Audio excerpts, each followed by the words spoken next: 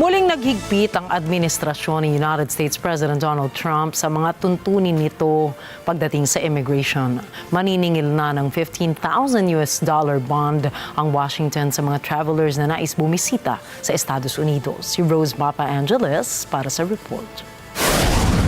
$15,000 na deposito ang singil ngayon ng Trump administration sa mga bisita ng US mula sa 50 mga bansa. Ito ay batay sa pagpapalawak ng visa bond program ng bansa na aplikable sa business at tourist visas.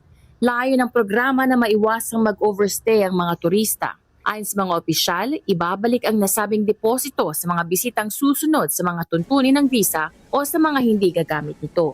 Idinagdag sa listahan ang 12 bagong bansa, kabilang ang Cambodia, Ethiopia at Nicaragua.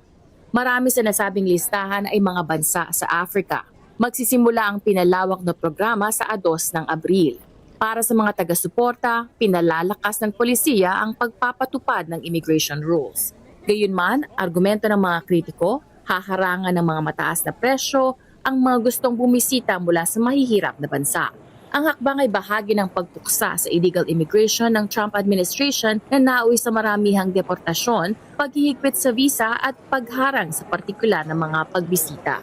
Ayon sa mga opisyal, dahil sa nasabing deposito, kumonti na ang bilang ng visa overstays. Pero inaasahang haharap ang programa sa patuloy na kritisismo mula sa human rights groups. Rose Papa Angeles para sa Mata ng Agila International, Trusted, Connected, On Point.